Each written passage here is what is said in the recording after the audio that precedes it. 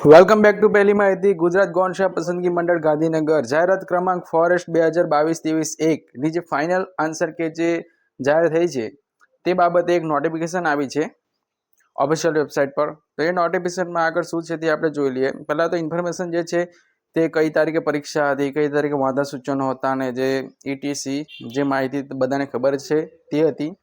પણ આ જે નવી નોટિફિકેશન આવી છે તે ફાઇનલ આન્સર કી બાબતે છે. ફાઇનલ આન્સર કી જે આવી છે તેમાં ઘણા બધા MCQ પ્રશ્નો જે છે કેન્સલ કરવામાં આવ્યા છે, જેમાં બધાને વાંધો છે, અમુકના સુધર્યા પણ નથી, તેમાં પણ બધાને વાંધો છે. તો તેના માટે બીજી વાર તમારે અરજી કરવાની રહેશે.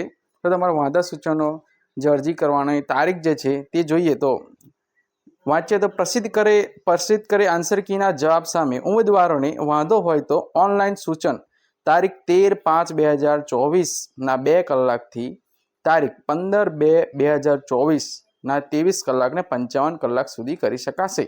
એટલે કે 13, 14 ને 15 3 દિવસની અંદર વાંધા સૂચનો હોય, કોઈ વાંધો હોય તો તમે તે જે આગળ ઓબ્જેક્શન ઉઠાવી શકો છો. પછી જે પ્રસિદ્ધ કરેલ આન્સર કીના જવાબ સામે ઉમેદવારનો વાંધો હોય તો વાંધા સૂચનો ઓનલાઈન કરવા ફરજિયાત છે. અને આ બધી જ પ્રોસેસ ઓનલાઈન કરવાની છે. જો આ જે રાઉન્ડ કર્યો તે આ લિંક છે, આ લિંક પર ક્લિક કરશો ત્યારે જ ઓનલાઈન ઓબ્જેક્શનનું ફોર્મ ખુલશે. તેના અંદર તમારે કન્ફર્મેશન નંબર અને પાસવર્ડ મારવાનો રહેશે. તમારો પાસવર્ડ જે છે તમારી જન્મ તારીખ જ રહેશે.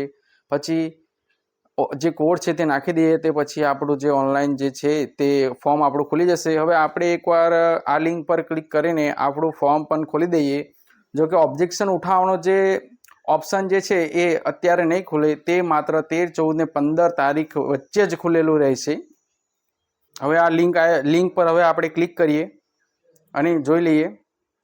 જોઈ લેજો તમે પણ શીખી લેજો શાંતિથી. તો આ જો લિંક ખોલી, હવે લિંકની અંદર જે કન્ફર્મેશન નંબર જે છે એ કન્ફર્મેશન નંબર હું નાખી દઉં છું. ત્યારબાદ પાસવર્ડ જે છે એ તમારી ડેટ ઓફ બર્થ જે DDMMYYYY માં છે, એટલે કે કોઈ પણ પ્રકારનું વચ્ચે કોઈ સ્લેશ બ્લેશ લગાવવાનું નથી અને તમારી જન્મ તારીખ લખી દેવાની છે. પછી જે નીચેનો કોડ આપેલો છે તે તમારે લખી દેવાનો રહેશે અને ત્યારબાદ જ તમારે લોગિન થઈ શકશે.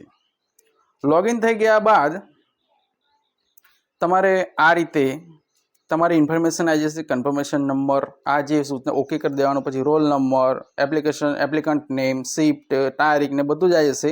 આમાં બે જ ઓપ્શન આવે છે અત્યારે, એપ્લિકન્ટ ડિટેલ્સ અને ફાઇનલ આન્સર કે. ફાઇનલ આન્સર કે અહીંયાથી તમે ક્લિક કરીને ડાઉનલોડ કરી શકો છો.